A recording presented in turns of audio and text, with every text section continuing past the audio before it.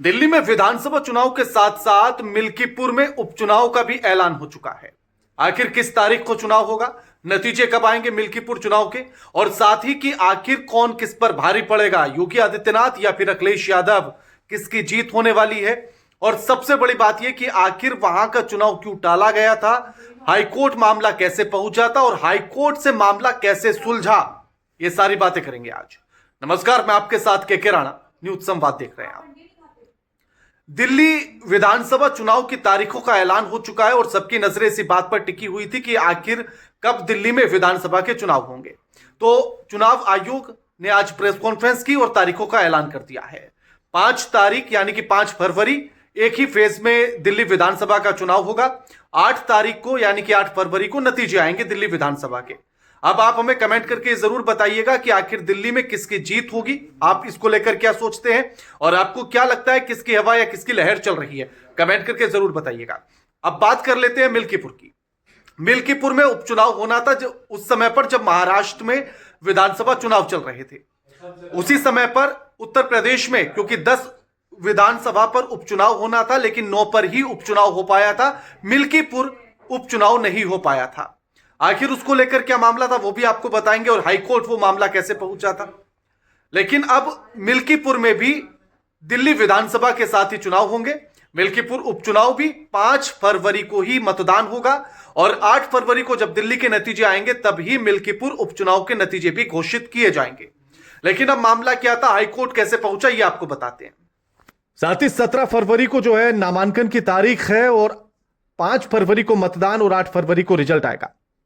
लोकसभा चुनाव के बाद यूपी में मिल्कीपुर समेत कुल 10 सीटें रिक्त हुई थी। महाराष्ट्र और झारखंड चुनाव के ऐलान के साथ ही यूपी की 10 में से 9 सीटों पर उपचुनाव का ऐलान हुआ, लेकिन मिल्कीपुर का चुनाव टाल दिया गया। चुनाव आयोग ने मिल्कीपुर सीट का मामला हाईकोर्ट में होने के कारण उपचुनाव का ऐलान नहीं किया। ऐसे में सपा ने बीजेपी पर हार के डर से चुनाव टालने का आरोप लगाया। इसके बाद से लगातार बीजेपी और समाजवादी पार्टी के बीच मिल्कीपुर सीट को लेकर शब्द बाण लगातार चल रहे थे। समाजवादी ने इस सीट से प्रत्याशी का ऐलान तभी कर दिया था। समाजवादी पार्टी की तरफ से अवधेश प्रसाद के बेटे अजीत प्रसाद को मैदान में उतारने का ऐलान किया गया है। अब उपचुनाव की तारीखों का ऐलान हो चुका है तो ऐसे में बीजेपी भी जल्द ही प्रत्याशी का ऐलान कर देगी। बीजेपी के लिए यह सीट प्रतिष्ठा का सवाल बन चुकी है। सीएम योगी ने खुद इस सीट को अपने हाथों में लिया है और लगातार यहां का दौरा कर रहे हैं। बुधवार को भी सीएम योगी का अयोध्या दौरा पहले से प्रस्तावित है। राम मंदिर के 1 साल पूरा होने पर 11 जनवरी को सीएम योगी आदित्यनाथ अयोध्या जाएंगे। आखिर उपचुनाव को लेकर रास्ता कैसे क्लियर हुआ वो समझिएगा। 2022 के उपचुनाव में समाजवादी पार्टी के अवधेश प्रसाद के जीतने के बाद बीजेपी के गोरखनाथ ने एक याचिका लखनऊ हाईकोर्ट में दायर की थी।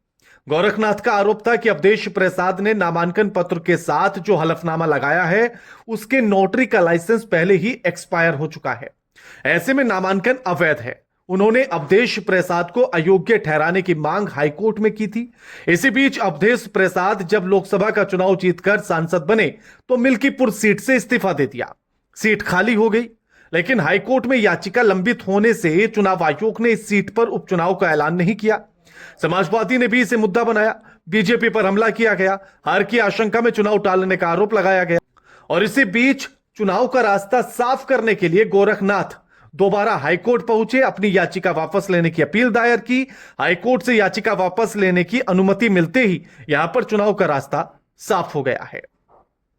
अब मिल्कीपुर सीट का जातीय समीकरण क्या कहता है उसको भी समझ लीजिए। सबसे ज्यादा दलित इस सीट पर हैं और जिस तरह से समाजवादी पार्टी पीटीए का फॉर्मूला अपनाकर चल रही है तो ऐसे में अगर दलितों के साथ ब्राह्मण और क्षत्रिय में अगर किसी तरह से अपनी तरफ कर लिया जाए और कुछ पिछड़ा वर्ग को अगर अपनी तरफ कर लिया जाए तो आसानी से जीत हासिल की जा सकती है। इसी के साथ आखिर समाजवादी पार्टी की जीत की संभावनाएं वहां ज्यादा क्यों जताई जा रही हैं उसके पीछे का कारण भी समझिएगा।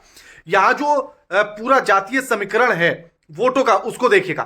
3.5 लाख कुल मतदाता हैं और 1,20,000 दलित मतदाता हैं, यानी कि सबसे ज्यादा 55,000 यादव हैं, 30,000 मुस्लिम हैं, 60,000 ब्राह्मण हैं और क्षत्रिय 25,000 हैं।